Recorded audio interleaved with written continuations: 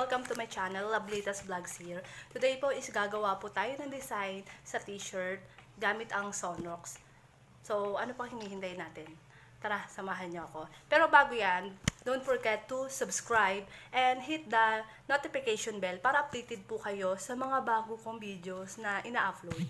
Ano pang hinihintay natin? Tara na! So, ayun na nga guys, bago tayo mag-upisa, gusto ko malaman nyo kung ano yung mga gagamitin ko. Ate Love, ano pa yung mga gagamitin nyo sa paggawa niyan? So guys, gagamit tayo ng black t-shirt, tinidor, rubber, o goma, at ZONROX. At itong bottle na to, kung mapapansin nyo, meron niyang lamang tubig. So, Ate Love, bakit po ito may lamang tubig? So, ito po kasi, gagamit tayo ng water.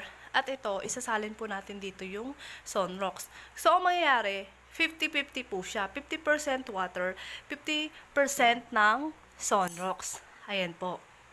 So, tara guys. Umpisa na natin.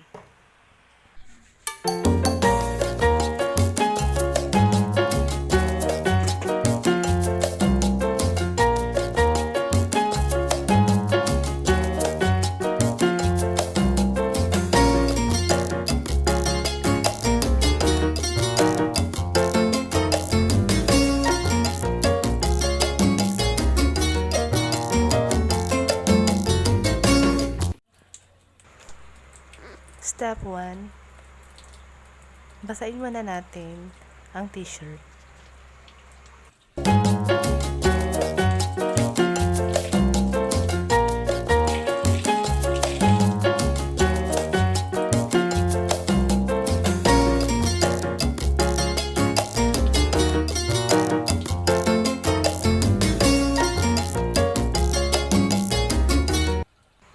Sa pagpipiga, kailangan talagang wala po talaga siyang tubig, as in talagang dry po siya.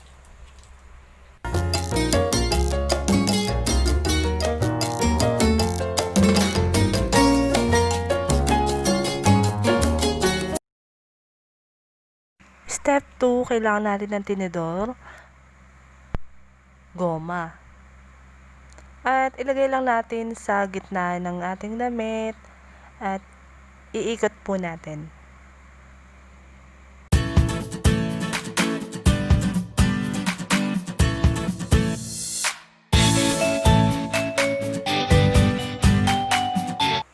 Pagtapos natin ikot, ayusin natin yung pagkakaikot at lagay na natin yung goma.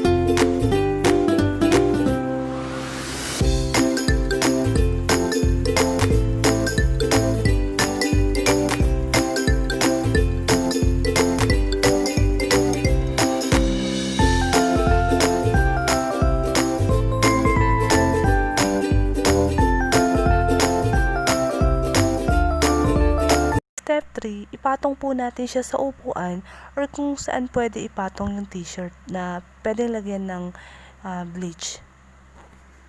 So, ayan po, pwede na po natin ilagay yung bleach at ikot-ikot lang po natin sa t-shirt.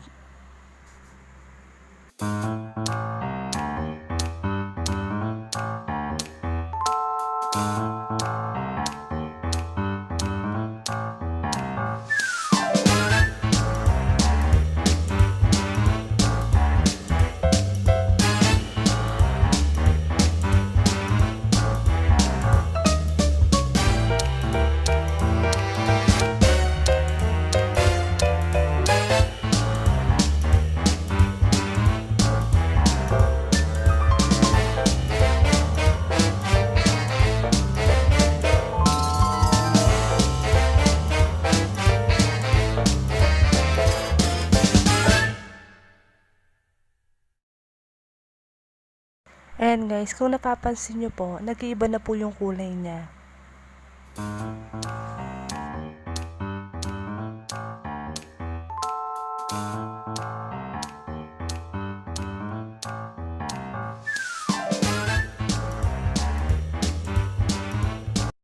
Ayan, tapos na sa unahan guys, baliktad naman natin. Same procedure lang po yung gagawin natin.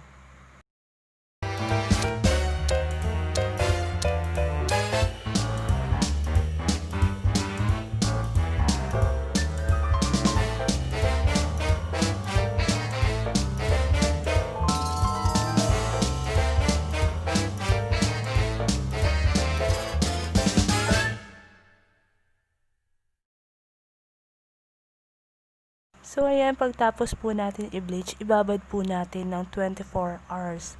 Pero pag sa iba po is 48 hours. Pero dahil sa excited ako, gusto ko ng 24 hours lang.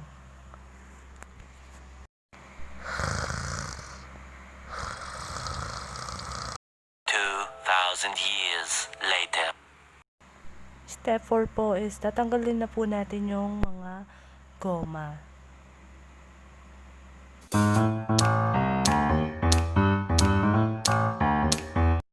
Pagtapos po natin tanggalin ang mga goma, labahan po natin ang t-shirt at banlawan.